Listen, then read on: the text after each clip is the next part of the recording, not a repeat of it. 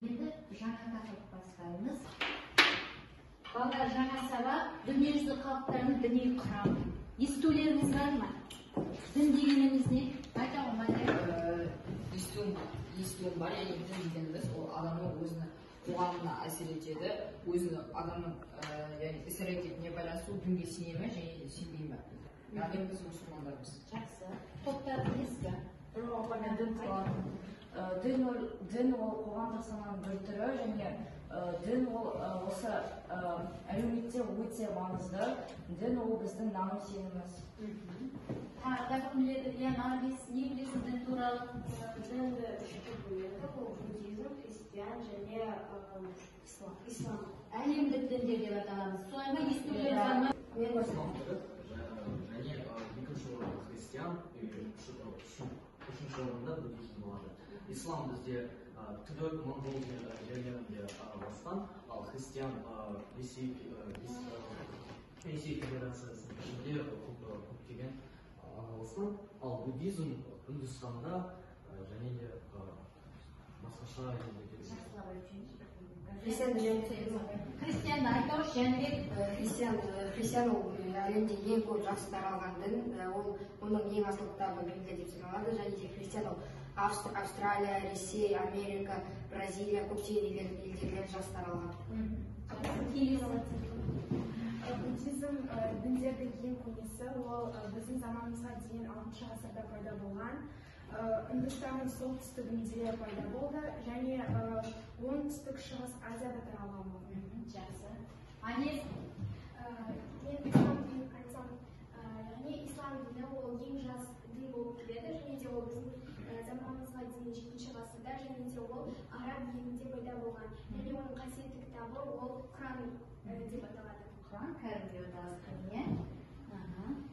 5 парызды кім біледі балалар?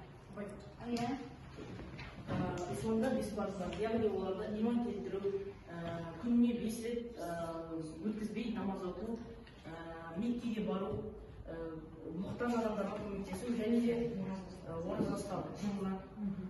Ораза қашан болайын деп отыр балалар? Үшінші сәуірде басталады. Жақсы. Абаймен қосшы ететін дін Айша?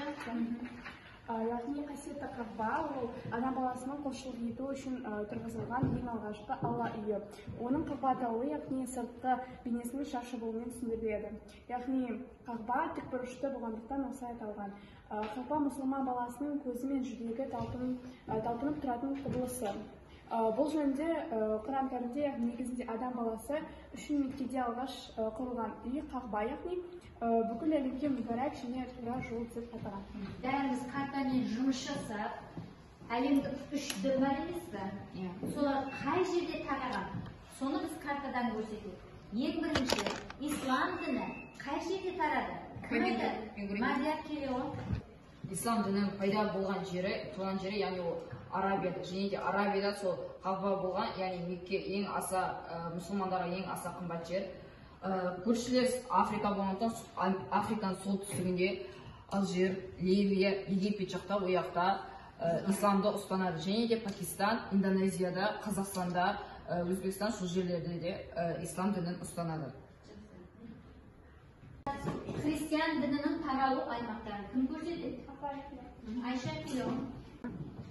Христиан діні ол солтүстік, оңтүстік Америкада, Африканың орталығында және Австралияда көп таралған. Рахмет, Айша отырауы.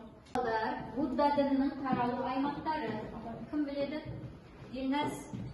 Буддизм діні біздің заманымызға дейін 6 ғасырда Үндістанның солтүстігінде пайда болды. Ол негізінен оңтүстік шығыс Азияда таралған. Бәріміз бері қараңыздар. 36-шы бетте дүниежүзінің діни құрамы көрсетілген. Шартты белгіге қарап отырсаңыздар, түрлі түспен көрсетілген. Исламның түсі қандай түспен көрсетілген? Енді бері қараңыз. Мына шартты белгіге қарай отырып, қазір кескін картамен жұмыс жасаймыз. Мына түстердің бәрін анықтап, әрбір дүниежүзілік діндер қандай түспен көрсетілген, қай жерде таралған, соны біздер кескін картаға түсіреміз. Жақсы ма, түсінікті ме? Бәрі карталарында ашыңдар.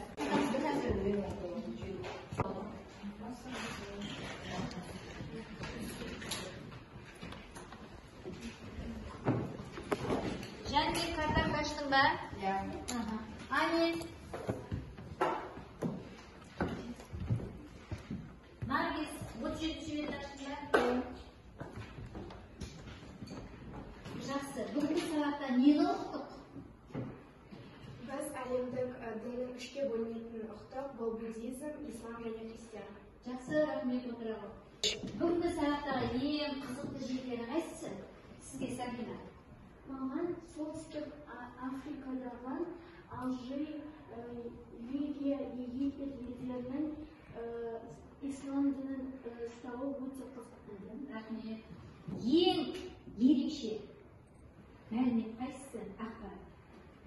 Менің есімде ең ерекше қалған ақпарат, яғни ол осы ислам дінінің пайда болған жері Мекке қаласында орналасқан Каба, яғни ол Алланың үйі. Осы менің есімде қалды. Жақсы. Балалар, бүгінгі сабақ аяқталды.